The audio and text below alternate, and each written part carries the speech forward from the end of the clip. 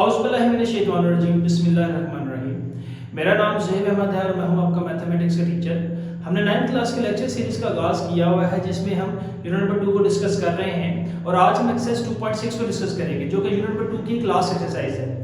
इसमें question number 1 को हम करने जा रहे हैं जो कि क्वेश्चन ट्रू और फॉल्स का है। अमूमन इस सवाल को टीचर हजरात नहीं करवाते, वो जस्ट इसका आंसर लिखवा देते हैं कि ट्रू है और फॉल्स है। मैं यहाँ पे आपको ना सिर्फ ये बताऊंगा ट्रू और फॉल्स है बल्कि वो ट्रू क्यों है और फॉल्स क्यों है इसके लॉजिक भी पीछे बताऊंगा। तो चलिए इस लेक्चर को स्टार्ट करते हैं।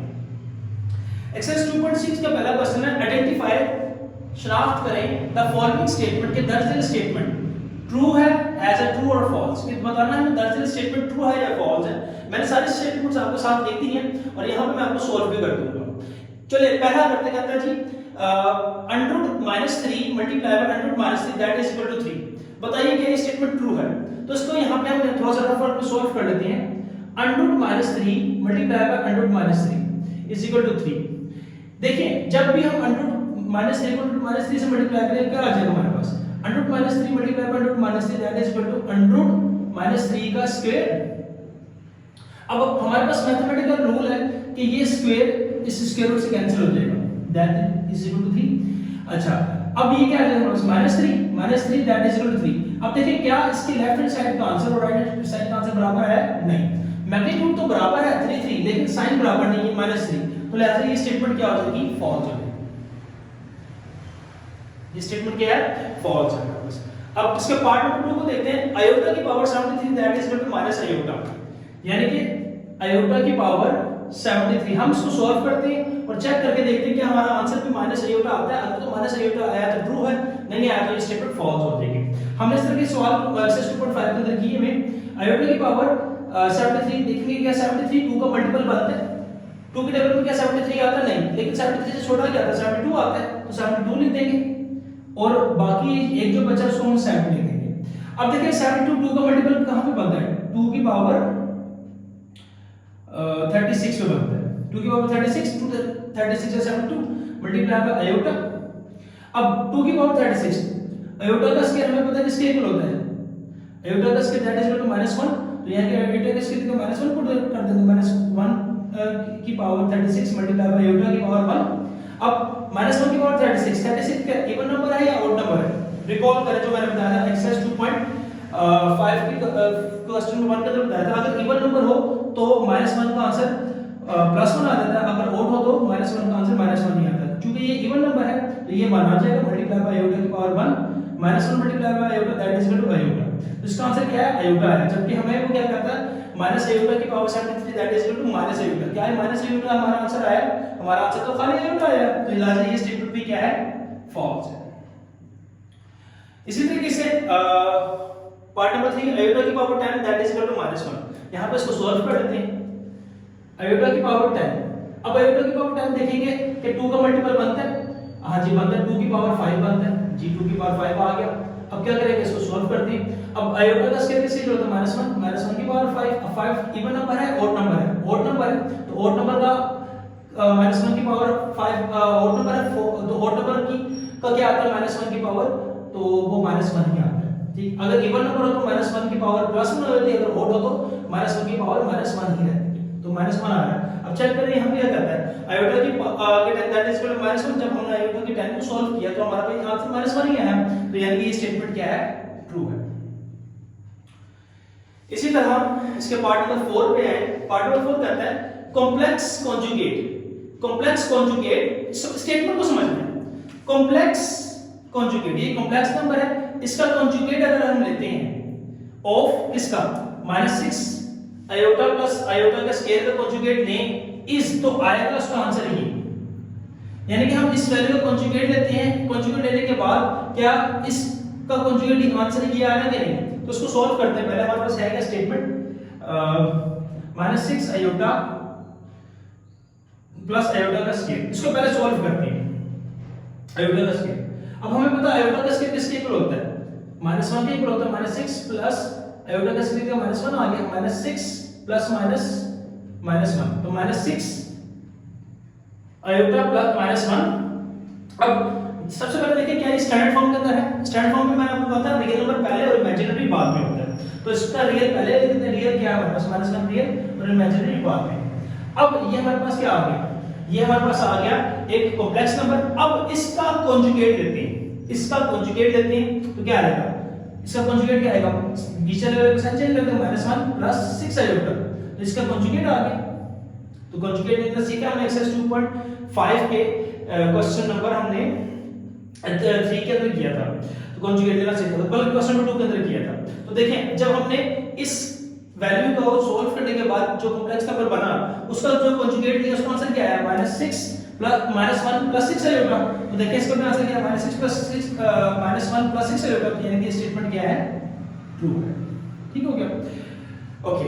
इसी तरीके से इसका पार्ट नंबर 5 करते हैं, इसको मैं रेज कर देता हूं।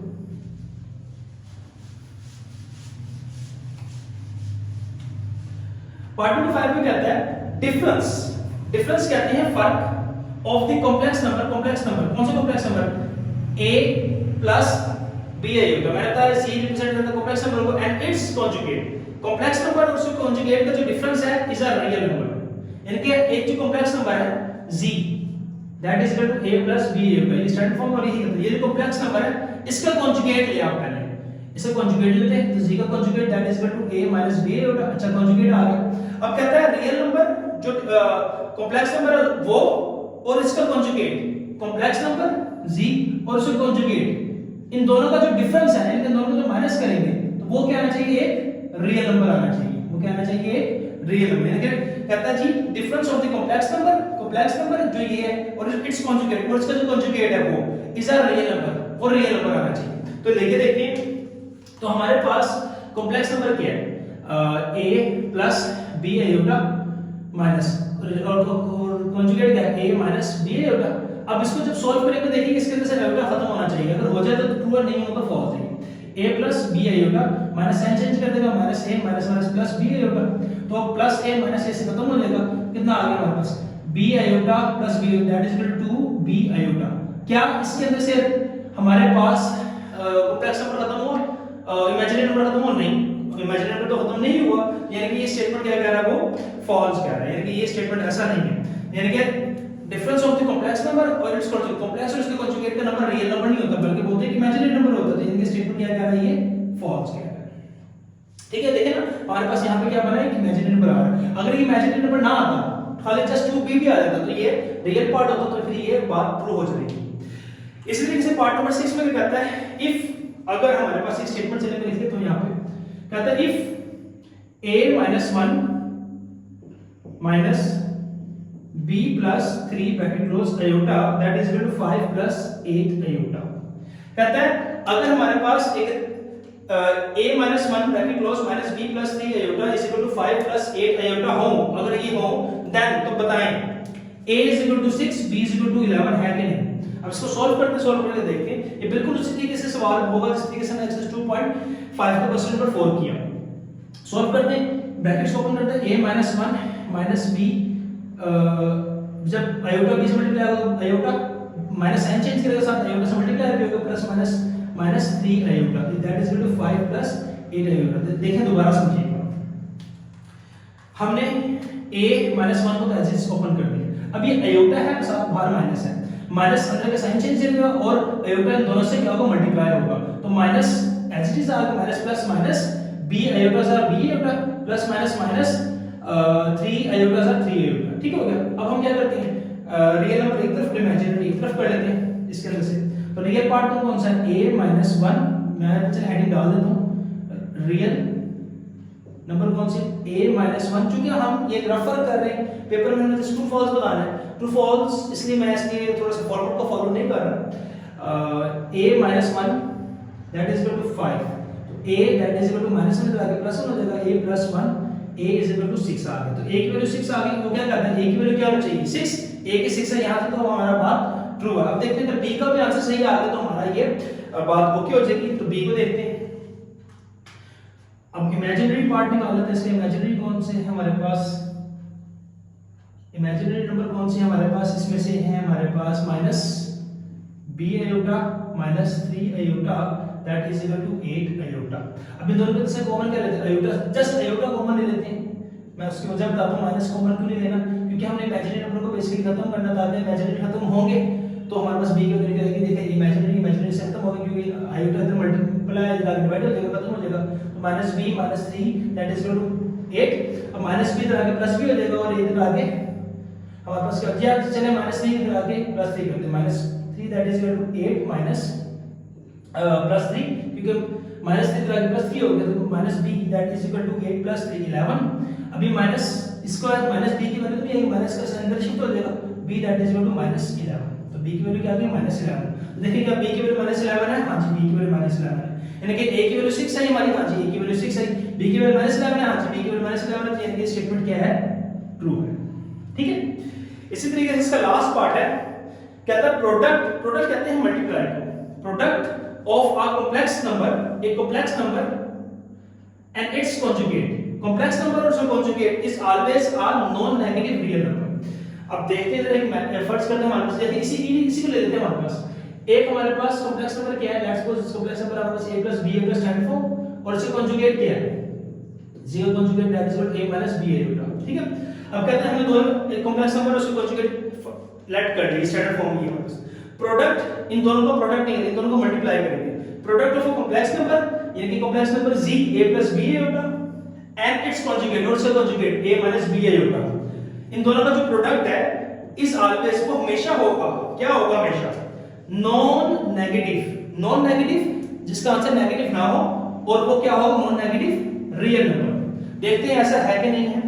अभी दोनों मल्टीप्लाई करेंगे, g मल्टीप्लाई बाय c का कॉन्जुगेट करते हैं तो a + b iota multiply by a - b iota करते हैं, देखिए साइन पर फार्मूला बन गया a + b और a - b, एक फार्मूला जो था हमारे पास a + b और a - b that is equal to a का स्क्वायर माइनस b का स्क्वायर। फार्मूला होता है हमारे पास एक, क्या होता है फार्मूला लिख देता हूं, a + b और a - b हमारे पास फार्मूला क्या होता है, that is equal to a का स्क्वायर माइनस b का स्क्वायर, यानी कि अब ये क्या बन जाएगा हमारे पास a, इसका देखिए a + b आयोटा यानी कि a + b और a - b iota that is equal to a - b, यानी कि ये a है और ये b है, ये है और b है, बीच में साइन प्लस और माइनस, यानी कि इसके हमारे पास रियल नंबर भी सेम है, इमेजिनरी भी सेम है, तो ये a + b iota a - b तो that is equal to a का स्क्वायर माइनस b का स्क्वायर। अब इसको ओपन कर देते हैं, that is equal to a का स्क्वायर माइनस b का स्क्वायर आयोटा का स्क्वायर, b को खोलेगा साइन तो आयोटा का स्क्वायर क्या आएगा, तो a का स्क्वायर माइनस b का स्क्वायर आयोटा का स्क्वायर का माइनस होना आ जाएगा, तो फाइनली क्या हमारा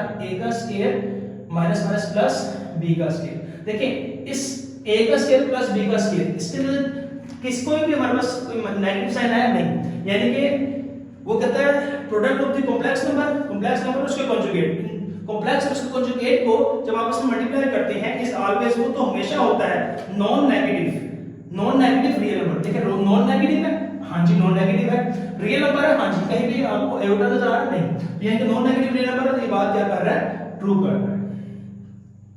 तो ये था क्वेश्चन नंबर 1 जो कि अमूमन सिंपल लिखवा दिया था, पहले फॉल्स है ट्रू, लेकिन मैंने आपको फॉल्स है ट्रू है ये बताया, और वो क्यों फॉल्स है क्यों ट्रू है उसकी लॉजिक भी पीछे बताई। तो उम्मीद करता हूं आपको ये लेक्चर समझ में आया होगा। फिर भी किसी से कोई सवाल हो तो कमेंट सेक्शन में आप मेरे से पूछ सकते हैं। आप अपनी राय जरूर कमेंट सेक्शन के अंदर मुझे दिया करें कि आपको लेक्चर समझ में आया है या नहीं समझ में आया, और कोई सवाल हुआ करें तो लाजमी से कमेंट सेक्शन में पूछा करें, मैं इंशाल्लाह आपके सवालों के जवाब दूंगा और अपनी राय साथ साथ देते रहा करें। ठीक है, मिलते हैं नेक्स्ट लेक्चर में। अल्लाह हाफिज़।